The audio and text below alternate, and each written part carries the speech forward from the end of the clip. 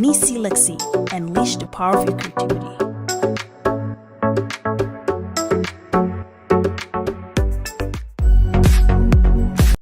Hello everybody and welcome to Nisi Lexi. If you're new here, I'm a content creator, digital marketer, as well as a blogger. In today's episode, I'm going to be talking about how to build self-confidence, especially for those young women who are trying to become boss ladies, entering a career field in any professional careers, or you're just kind of in a journey of becoming more confident, more you, the woman of your dreams and things like that. Today I want to cover a very important topic, which is basically how to gain your confidence back and also boost your self-esteem. A lot of times the stuff that we wanted to do, or the goals that we wanted to achieve, or the dreams that we wanted to achieve, it's usually doesn't happen because they're due to lack of confidence, having low self-esteem issues and things like that. And these things actually happen even for career women. Sometimes we achieve a lot of success, but you still feel that imposter syndrome, especially when you're an entrepreneur who just is starting your journey. You are going to experience that, imposter syndromes of actually feeling like, what, am I good enough? Am I actually capable of doing these things and things like that nature? It is very common, and that is why I tend to kind of like focus a lot of my content heavily focusing on women that wanted to grow and be better. And that is why just kind of, making sure that we cover these topics. And today's topic is how to gain your confidence back, especially if you were confident before but things happen, and now that you're feeling like your productivity is going down, you feel like you are not focused and you're losing the momentum, or you started feeling self-esteem is started catching up to you. So that's why I want to talk to you about it. So first thing I would say is try to have understanding of what's going on with your life. Are you experiencing some sort of like anxiety, depression, or experiencing some sort of like loss of somebody or loss of a relationship, or like what actually got you to feel like that? You need to be audited. And when you are feeling super happy, the moments in your life, let's say it could be a year ago, a month ago, what actually happened for you to feel so happy? And then if you understand, okay, there might be like certain people that you're around, or there might be certain event that happened in your life that got you to be super excited and happy about it. And then now you're feeling down is because of work. It could be work anxiety, it could be relationship anxiety, it could be just life anxiety, or like where you are currently in life. And if your life is not in order, obviously you will start to have a general, anxiety experience and things like that. And this could actually started hovering over to your self-confidence, because you're gonna stop doing things that you used to do. You're gonna start to feel weaker, and you feel like, what, I'm trying so hard, I'm trying to do this but it's not working. I'm trying to apply for this job but I'm not getting it. I'm trying to apply for this program but it's really hard to get in. Or you could be even a student in the school currently is studying, and exams are really hard on you and things like that. You've been trying for years and years, and you're seeing like, your colleagues are succeeding, your colleagues are going ahead in a job, getting the careers, getting all the cars, or getting married and things like that. And then now you see like, oh my God, am I a failure? Like, what's happening with my life and things like that. Or some people are getting promoted but you are not. So all of this stuff will start to kind of creep on you, and you start to kind of self-doubt your self-worth. And this is where kind of like you start having like lack of self-confidence. But one thing I wanted to tell you is that it's very common for you to feel like that. You are a human being, and that is why it's very important for you to be able to recognize what's going on and what actually the issues are. And another thing I would say is try to maybe get a help if it's like a really something that you cannot do it by yourself, you cannot be able to help yourself. Maybe get a therapist, talk to friends, talk to people that are in the industry that knows how to help you better, so that will be more efficient. And then there's a lot of like helpline that you can reach out. I think there's something called Better Days, there's apps, there's hotline helps. You can reach out to these individuals that are trained to help you with your issues. Or you can even talk if you have a best friend or a friend that you trust the most. You can talk to them about your ideas, talk to them with sometimes it's, or even journal, like get a journal and try writing down your feelings, start writing down the stuff that you're going through, because it will be able to help you. A lot of times, like because the things that are happening to you, you're not talking and you're not vocalizing it, so nobody knows. So it's important for you to start journaling it down and kind of just like writing your feelings out, so you understand, okay, what's going on actually with you.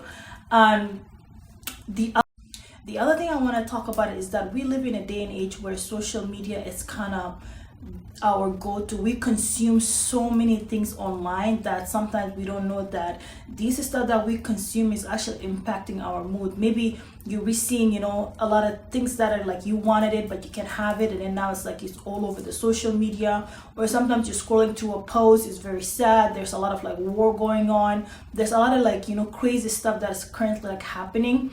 And if you're constantly consuming those stuff, consuming those bad news, consuming those bad content that are either hindering your confidence, your self-image, or you just like your mental health, it's gonna deteriorate and it's gonna make you feel like, like you kind of stagnant. Because if you're depressed, you cannot move forward, you cannot do a lot of things.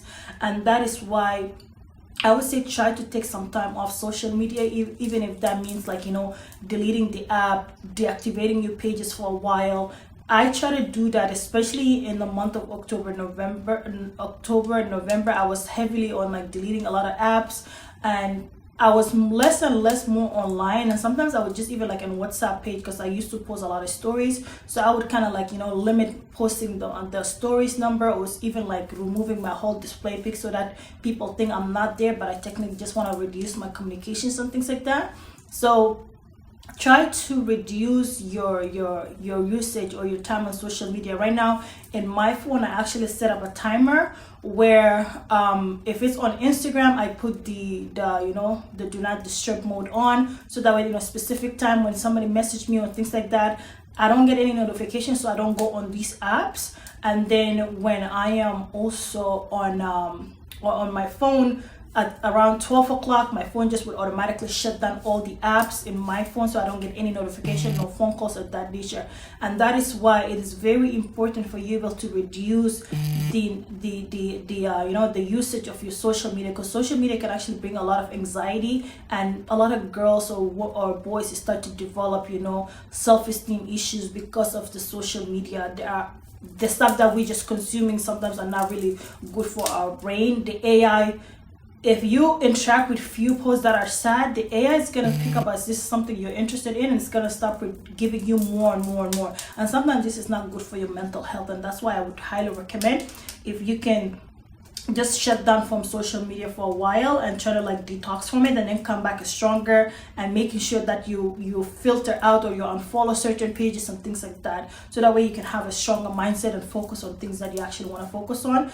And then maybe like get into gym, get into other exercise habits that are very beneficial to you, as opposed to just being on social media. And for me personally, I stopped using TikTok as much, because whenever I'm on TikTok, it's like you scroll one video, next thing you know, you're spending 2 to 3 hours on TikTok scrolling through different videos, and it's like a rat habit, or what do you call it, like rabbit hole that you go to. And then later you realize, oh my god, I wasted 3 hours of my day just going through that, where I could have used that 3 hours doing something productive with my life, as opposed to just kind of being on these social media app and not gaining anything. If you're not getting paid from these social media, why are you there wasting your time? Try to monetize your time and effort from these social media.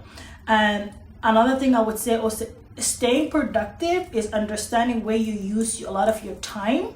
And that means if you're spending a lot of your time on social media, if you're not getting paid to be there, try to reduce your usage or your timing on social media, and then add that timer where like it will automatically log you off. And if you find like you procrastinate so much, maybe you want to put like have a 66 days challenge of like staying on top of the things, and then kind of get a accountability buddy to be able to ask you like, have you done this, have you completed this, so that way you can stay on top of your thing. I find out like, especially in the last 4 months, my productivity habits really went down the drain, is because half of the time I wasn't really feeling 100% myself, and then other times is because I was just kind of procrastinating. Like I'll have certain things that I want to do, but I don't end up doing it because I would spend so much of my time scrolling through apps, doing this. Or sometimes I'm like, oh, I'll do it later, I'll do it in an hour, I'll do it in 30 minutes. Next thing you know, like the whole day is wasted and it's gone, and I haven't done anything.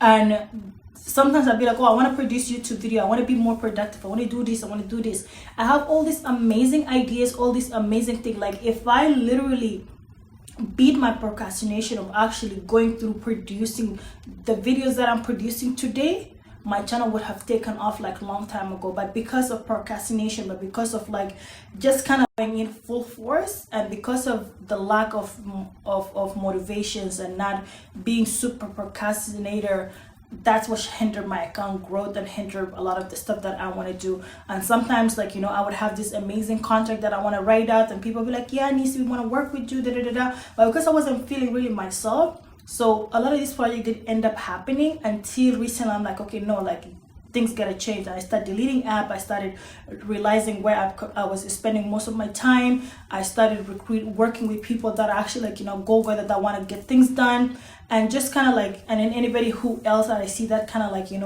are not as confident or not as, in their mindset to do certain projects. So I wouldn't collaborate with them, because I would rather collaborate with people that are kind of trying to 100% do it, as opposed to me trying to motivate them to do it.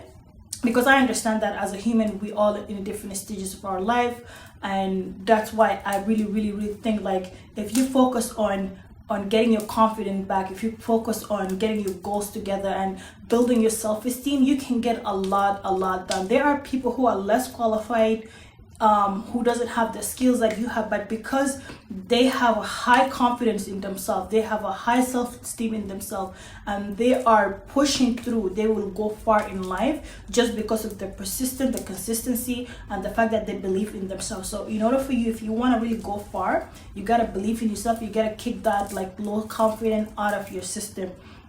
And these are some things that you need to just basically let go and let God lead the way. Also, positive affirmation is one thing that I started practicing more. I would listen to podcasts. I would even wake up in the morning. I'll tell myself like, you're talented, you're amazing, you're brilliant, you got this, you're the it girl, like what are you doing, get up. And I would literally be like, in the 5 first minutes of my time when I wake up from bed is just, I try to have like a silent prayer where I'm like, okay, I got this, I'm amazing, I'm capable, I'm talented, let's get this day going on, because I am what I need right now.